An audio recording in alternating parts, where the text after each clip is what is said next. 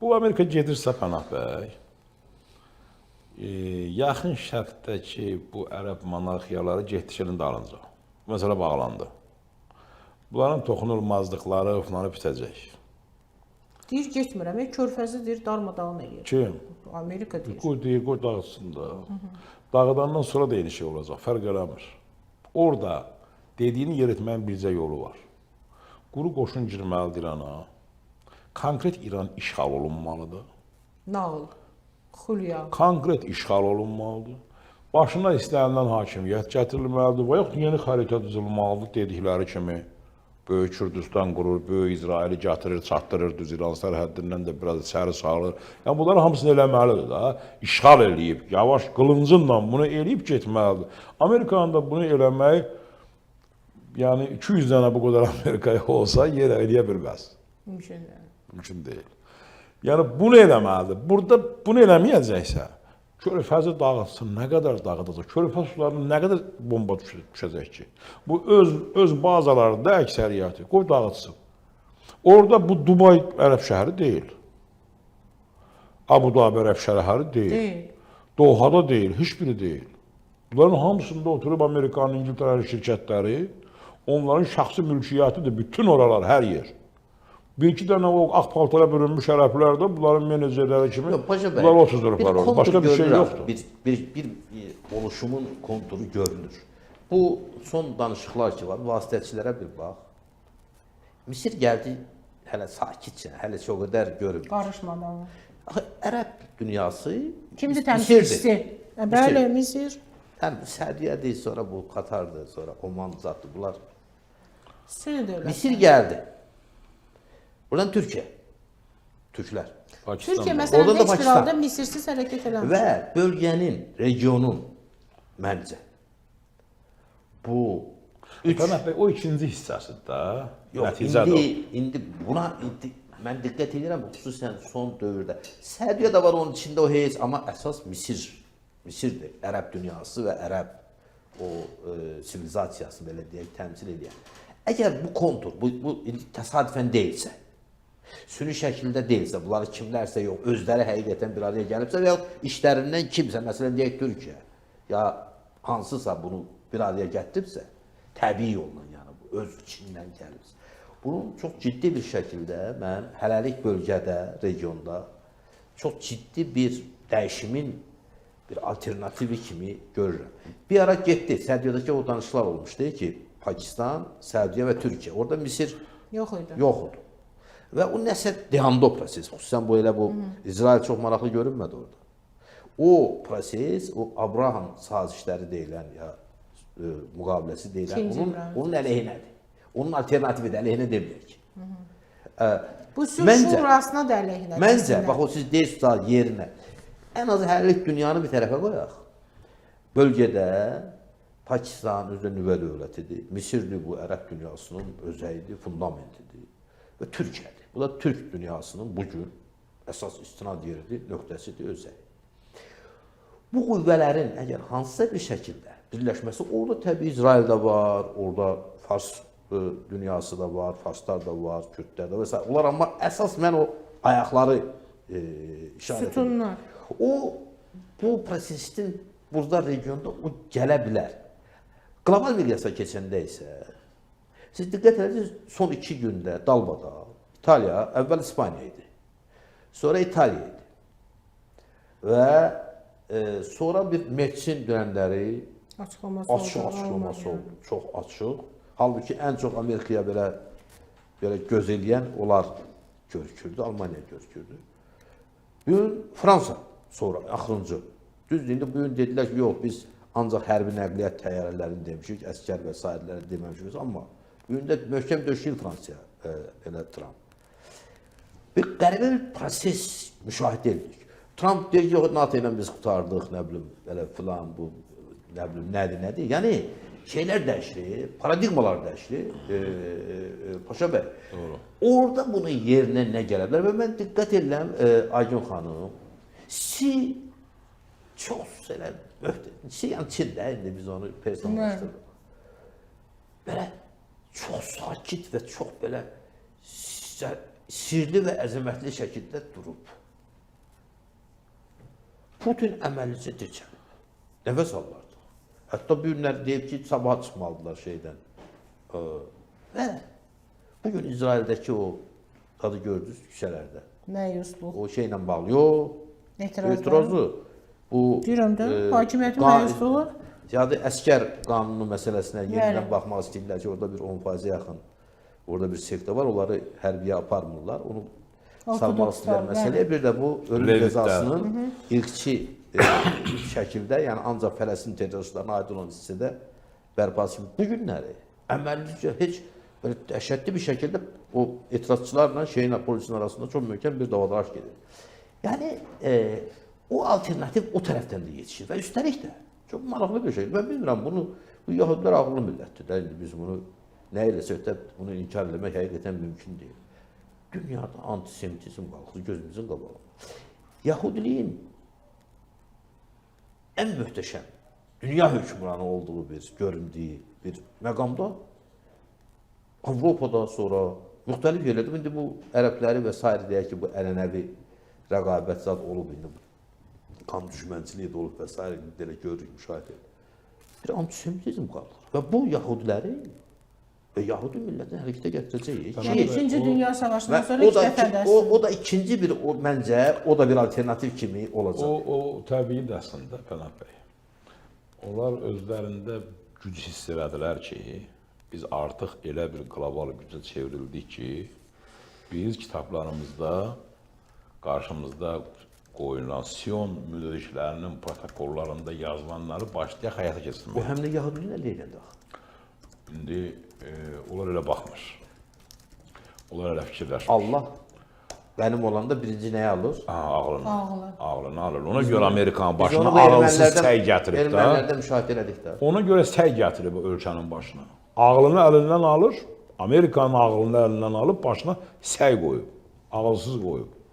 Bu, Pənah bəy, Qəzzadakı məsələlər, Qüdsdəki məsələlər, arxasınca gəldi Suriya ilə bağlı, Golan təpələrindən bağlı əlavə Suriyaya qoşun yeritmək, əlavə Suriyanı bombalamaq, Türkiyəyə təpi atmaq, bu məsələlər artıq həddən artıq böyük qudurğanlıqlardan irəli gəlirdi.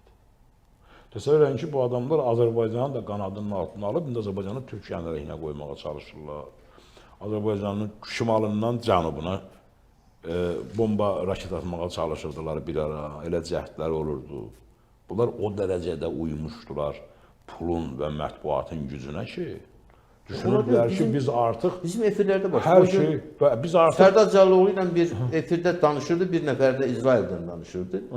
Azərbaycanlı deyəsən, amma Yahudi deyir, mən Yahudiyəm, Azərbaycan mənşəli Yahudiyəm. Mən baxdım ki, bizim güneyli dostlarımız da indi hər halda tanımışıq, münasibətlərimiz olub. Əməllicə efirdən. Mən bu, Aygün xanım da bilirsiniz də, mən o mesaj yazmağı sevən adam deyirəm də, hətta WhatsApp-la filanla da yazışmağı sevmirəm. Sərdara WhatsApp yazdım ki, sən görmürsən Azərbaycan Türkiyə düşmənçiliyi salmaq istəyir. Nə deyirsən de, amma Azərbaycan Türkiyə düşmənçiliyinə çevirmək, təhlil adı ilə, filan adı ilə, bu çox ciddi məsələdir, orada laqeyd qalmaq olmaz. Onu eləmək istəyir. Bu da, yox, bu Pənah bəy, axı biz sizlə bir yerdə bu efirdə. Uzun müddət bu İranda yox, İranı qoyun qırağa Pənah bəy, bu milli fikir verilişində. Türkiyə dövlətindən bağlı, Türk generallarıyla bağlı olan o proseslərə sizdən, bizdən hamımız bir yerdə, bəs biz bu şapalağı vuranda, biz kimə vururduq bu şapalağı? Biz orada ağzını açıb söz deyəni vurmurduq ki. Biz onun arxasında duran gücü vururduq da, biz o zehniyyəti, siyasəti vurub sustururduq da və alınırdı da. Çünki həqiqəti deyirdik. Heç bir imkanımız olmadan qlobal böyük sistemləri də hətta sustura bilirik. Niyə? Çünki həqiqəti deməlisən də, həqiqət budur. Arkadaş, sən Azərbaycan Türkiyələrini, Güney Azərbaycana, Türkiyəyə, Qazaxıstana, Özbəkistana necə düşmən eləyə bilərsən? Bu, bunun zatı, sən mənim əmim oğlumdan, mənim dayım oğlundan, mənim tayfamla məni necə düşmən eləyə bilərsən? Ya da necə düşünürsən ki, mən son məqamda əmim oğlum qoyub səni müdaxilə edim. Özü də o qədər Paşa bəy, o qədər tanımır, mühüm saydığıma görə özür istəyirəm, müdaxilə edim. O da bir dəfə bir fransız sədri ilə biz, mən partiya sədri olanda məndə bir vaxt görüşlər keçirdirdik və bu fransız sədri, Fransanın sədri, bir neçə partiya sədri iştirak edirdi görüşdə, bizə belə ciddi şəkildə inandırmağa çalışırdı ki, bilirsiniz bu Fransa niyə erməniləri müdafiə edir?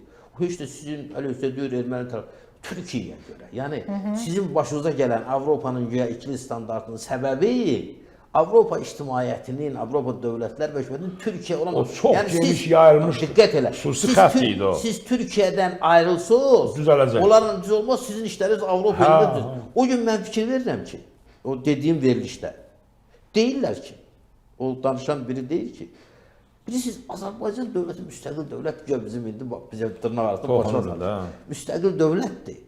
Sizin öz maraqlarınız var, filan var. Bu Türkiyəninkindən üst-üstə düşmür. Və siz gərək biraz fərqli siyasət aparasınız.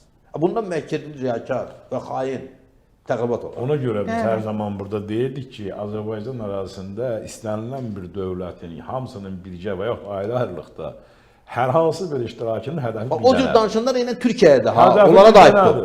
Türkiyədə elə deyənlər var, bəziləri belə. Azərbaycanla Türkiyənin birliyindən qorxan, çəkinən yalnız dövlətlər bunu edir.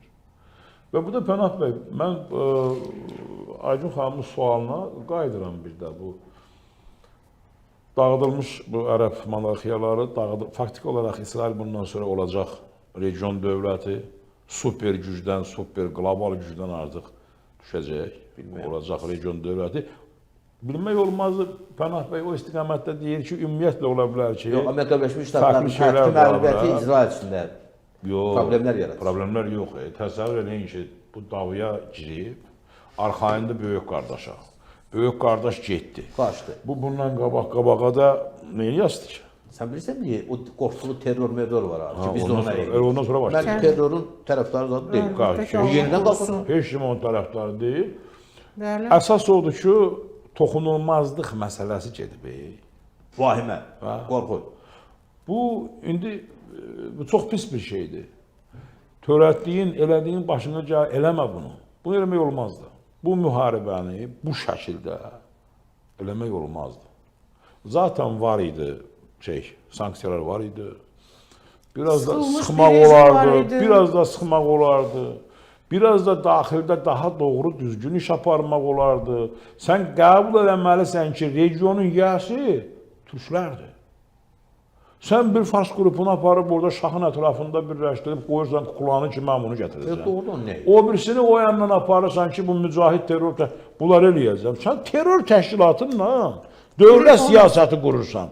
Dünyanın bir nömrəli dövlətinin prezidenti terror təşkilatının rəhbərinə zəng edir. Sən nə sən kimsən, sən nə dövlətsən, sən nə siyasətsən. Londonda bu tədbir keçirdiklər, bu Azadlıq Konqresi, bu İrana qüvvələri.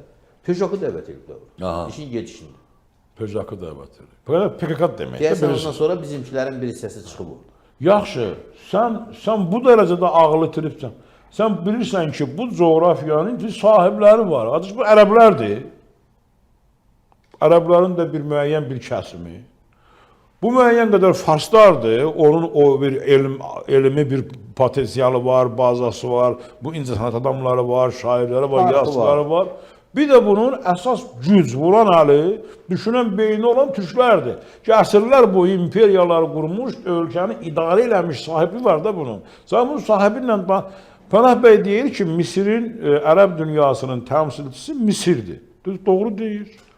Misirdə bir türk dövlətidir əslində, bir türklərin idarə elədiyi, istər Məmlüklərin, istər Osmanlının, istər Məhəmməd Əli Paşanın nəslinin düz 1940-cı illərin axırına kimi.